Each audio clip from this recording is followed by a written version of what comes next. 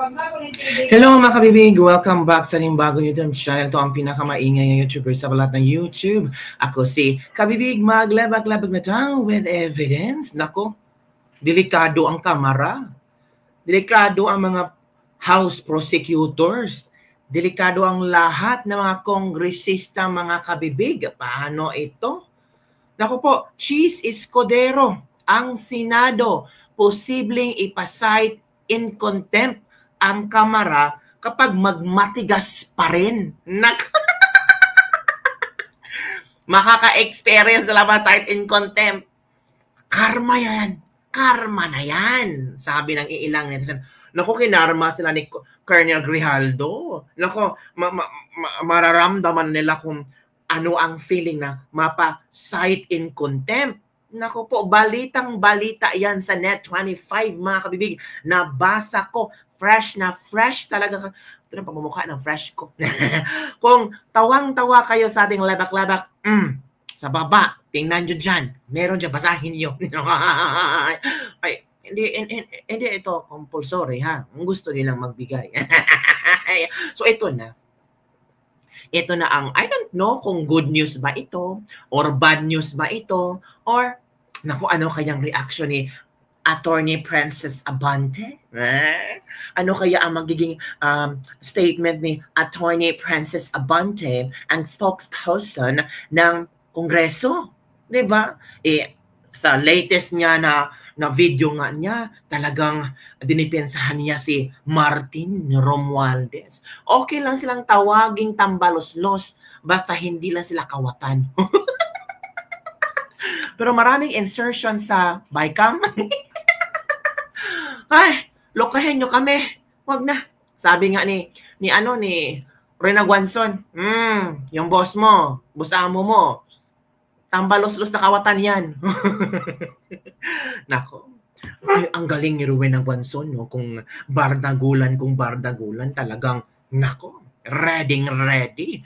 Baka hindi sila makapagsalita kung si Rowena Guanzon na ang magsalita at talagang sampal to the max, to the highest equation. So ito na, nabasa ko kabibig na posibleng ipasight in contempt ang kamara ni Cheese Escudero kapag magmatigas pa rin sila. Nako, i-cite in contempt na ba?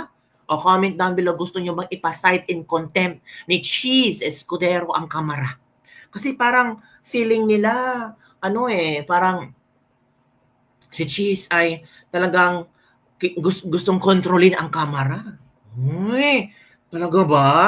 So ito kabibig, i-share ko sa inyo ha. Baka sabihin nyo naman gawa-gawa ko na naman ang chikang ito. I-share ko sa inyo kung saan ito nabasa. Saan ko ito nabasa ha? O, ito yun o. News 5 yan ha. Ito o. Kamara, posibleng ipasight in contempt ang Senate Impeachment Court kapag nagmatigas ayon sa spokesperson. Uy, may spokesperson pala ang kamara. Lakihan natin. O, kita nyo yan ha. Hindi ko yung gawa-gawa. Baka sabihin nyo naman, naku, chika-chika na naman si Kabibig. Tumahimik ka, nabasa ko yan. Nag-research ako. Hindi ako tanga. Nag-aral ako. At hindi ako putak ng putak na hindi nag-research. Kaya talaga, huwag kang ganon. Baka masumplang tayo ni Jinggoy Estrada. Basahin natin Kabibig ha. Basahin ko na ha. Sige, stop sharing muna ako.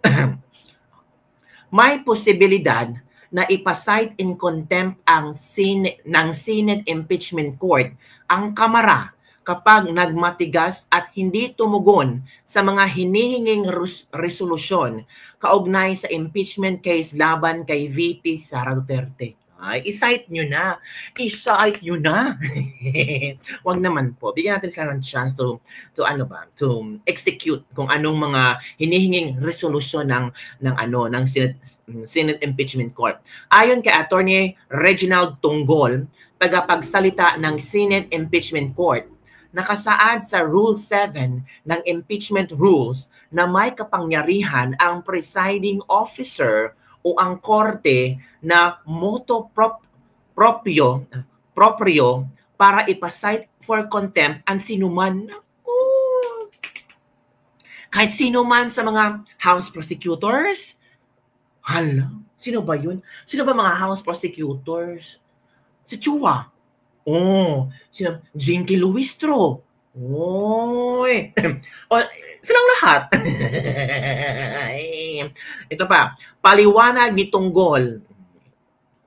Ang sino man na hindi igagalang ang impeachment court ay maaaring makontempt ng korte o kung imomosyon ng opposing parties na defense o prosecution panel. Nako, pwede palang mag-request na VP Sara na i-cite in contempt na yan kasi hindi sila nagmamatigas sila. Kung may mga motion for contempt, ay tiyak na isa ito sa mga tatalakayin ng impeachment court. Nako, tataas na naman. Ay, grabe. Randam ko talaga. Yung impeachment ni Sara, basura talaga yan. Okay. Oo. To. Gayon man, iginiit itong goal na magiging huling paraan lamang na impeachment court ang magpapapakontempt dahil hindi mahigpit si Senate President at impeachment court presiding officer Cheese Escudero sa pag-apply ng probisyon ng impeachment rules at pagtalakay ng impeachment sa publiko. Pero we don't know. Kasi si Cheese, punong-puno na yan sa Kongreso eh. 'Di ba? Ang daming mga ek-ek, bulek-lek na mga kongresista diyan, nagpapa-interview ng ganito, na ganyan. Oh, kung mapuno ang pasensya ni Cheese, baka itong rule number 7 ng impeachment, rule 7 na impeachment rules. Rule 7 na impeachment rules ay kayang gagamitin. Ako, paano yan kung makontempt kayo? Mapapansin din na hindi mahigpit sa pagpapatupad ng Rule 18 na tumutukoy sa gang order o lahat ng mga senator, judges, prosecutors at lawyers hindi na dapat nagsalita tungkol sa merits ng kaso. So medyo relax pa si Cheese Escudero ngayon, 'di ba? Nako, kung mangyayari yan, ano kayang reaction, no? Nako po. Alam niyo naman ang mga ang mga tawag natin, ang mga senador, oo. Naku, baka ayon kay Attorney Reginald Tongolyaha, spokesperson ng Senate Impeachment Court yan, na nakasaad sa Rule 7 ng impeachment rules na may kapangyarihan si Cheese Escudero o ang korte ng motu proprio para ipasite in contempt ang sino man sa kamara. Naku, paano na yan? Nagkagulo-gulo na. Paano na yan, di ba? Well, heto naman si Jinky Luestro. Sabi niya, impeachment trial, tuloy na. Sige, pakinggan natin si Madam Jinky Luestro sa kanyang confident na sinasabi na impeachment trial ay tuloy na. Tuloy na nga, pero kailangan yung hinihingi ng Kongreso ay inyong gagampanan. Or hindi, cite in contempt. Ito na. Yung tayo. Ay, hindi pa nakamute. Execution panel will finally give their comment to what happened last night in the Senate. Well, first of all, we welcome the impeachment court's service of summons to the Vice President. Apparently, the jurisdiction over the person of the respondent has been acquired already. She has a period of 10 days to answer. Mm-hmm. That is non-extendable. Oh. And we hope that all issues which are being raised in the impeachment court will be tackled as well in the answer of the Vice President. So finally, the people of the Philippines will see from the answer of the Vice President what her defenses are. Isa lamang po ibig sabihin nito, yung pag-acquire po ng jurisdiction ng impeachment court sa ating respondent kay Vice President Sara Zimmerman Duterte, it only shows na tuloy na ang impeachment trial. No one can stop this anymore because jurisdiction has been acquired already by the impeachment court over the person of the respondent. Now, with respect to the action of the Senate last night, the impeachment court requiring us to issue a certification about the compliance with the Constitution with respect to the filing of the impeachment complaint, as well as the second order, and that is for the 20th Congress to confirm whether we will pursue this impeachment complaint. Medyo ang prosecution panel po ay nalalabuan dito sa naging order ng impeachment court kagabi. So we resolve to seek the clarification of the impeachment court. With respect to the first order about the certification pertaining to our compliance with the Constitution in filing the impeachment complaint, we maintain our position. Sumunod po kami fully and strictly to the requirements of the Constitution.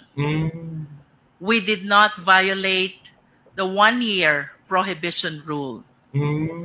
With respect to the second order, it is impossible to be complied with because, first of all, 20th Congress doesn't exist yet. Tayo po ay nasa ika-labing-siyam na kongreso pa lamang. Mag-a-adjourn pa po, and we will be looking forward na mag-convene naman ang pa-20 kongreso ng Pilipinas. That will be on July 28, simultaneous with the SONA. Sa ayaw mo man sa gusto, kailangan mo nang kalimutan ng tuluyan si Fernando. So yun kabibig. Fernando Jose naman yung ano nangyari? Fernando Jose. So, kaya nga kabibig, yun na nangyari. Delikado ma-cite in contempt sila. Pero isang House leader pumalag laban sa pahayag ni VP Sara Duterte hinggil sa impeachment proceedings. Alam mo naman, natural. Kontra sila kay VP Sara. Magpapapalag talaga sila. So ito kabibig, manood tayo. Baka parang hindi tayo Fernando Jose nito. So ito na. House Assistant Majority Leader Jude Asidre na katotohanan at hindi pamumulitika ang layunin ng isinusulong nilang impeachment complaint laban kay Vice President Sara Duterte. Sagot ito ni Asidre sa banat na cowardly attacks ng Vice Presidente sa mga nagsusulong ng impeachment laban sa kanya. Si Mela Alasmora sa sentro ng balita. Mela? Naomi pumalag ang isang House leader laban sa mga pahayag ni Vice President Sara Duterte ukol sa impeachment proceedings at sa mga hamon na kinaharap ng kanilang pamilya. Sa isang talumpati, nagpasa rin kasi ang Vice Presidente laban sa anay cowardly attacks sa kanya na mula umano sa mga taong walang respeto sa batas at karaniwang lunod sa kapangyarihan. Sa kabila nito, sabi ng Vice Presidente, nananatili siyang matatag at nakatayo at ipaglalaban niya kung ano ang tama at totoo. Tama lang. Ayon kay House Assistant Majority Leader Jude Asidre, tila ang tinutukoy ng Vice Presidente ay ang kanyang sarili. Anya sa panig ng Kamara, katotohanan at hustisya lang ang nais nila at hindi pamumulitika, kaya't patuloy ang pagsulong nila ng impeachment. Una nang iginiit ng House Prosecution Team na kahit nakasinediya adjournment ang Kongreso, tuloy-tuloy ang gagawin nilang paghahanda sa paglilitis. Sa mga puntong ito, pakinggan natin ang bahagi ng pahayag ni Asidre. She must be talking about herself. Oh. We have passed more than almost 100% of the priority legislation of the President, a significant part of our Ano kaya mangyayari nung kung si VP Sara maging presidente? Saan pupulutin si Asidre? For common legislative agenda, we have conducted we have fulfilled our oversight functions. Tell me, have you seen any house as productive as we had in the 19th Congress? And I will tell you, I know he might not be the most liked person right now, but Martin Romualdez has made this possible for the 19th Congress. And I don't think that's a matter of politics. Naomi, sa susunod na linggo ay inaasahang ipagpapatuloy ng House Prosecution Team ang kanilang mga pagpupulong hinggil nga rito sa impeachment trial. Naomi? Yun kabibig, narinig nyo si Jude Asidre ha. Kayo nang bahalang mag-react. Pero kung magmamatigas pa rin sila, kahit ilang interview pa ang kanilang gagawin, pasalamat sila si Cheese Escudero hindi masyadong stricto kasi sa Rule 18 tumutukoy sa gag order o lahat ng mga senator, judges, prosecutors at lawyers ay hindi na dapat nagsasalita tungkol sa merits ng kaso. Kung ito ang rule number 18 ha sa impeachment rules, kung makikita ni Cheese na banat ng banat itong mga House prosecutors, mga lawyers, nako baka i-cite in contempt kay ni Cheese Escudero. 'Di ba mga kabibig? So, ano sa tingin nyo? Meron kayang House prosecutors? Meron kayang congressman or House representative na ma-cite in contempt ni Cheese Escudero? Comment down below mga kabibig. Sa tingin nyo sino kaya? Ang Makabayan Black? Parang ang Makabayan Black, parang hindi na sila masyadong nagsalita ngayon. Well, ang Kongreso may spokesperson naman, so baka ang spokesperson na magsasalita sa mga statement ng mga House prosecutors hinggil sa hinihingi ng impeachment trial, impeachment court, lalo na sa presiding officers, di ba? Nung binalik nila ang impeachment case ni VP Sara sa Kongreso. So yun lang po mga kabibig, ang ating latest libag-libag for the day. Don't forget to like, subscribe, and share this video para sa mga latest trending news na ating pag-usap-usapan. Bye everyone! See you next time! Salamat po!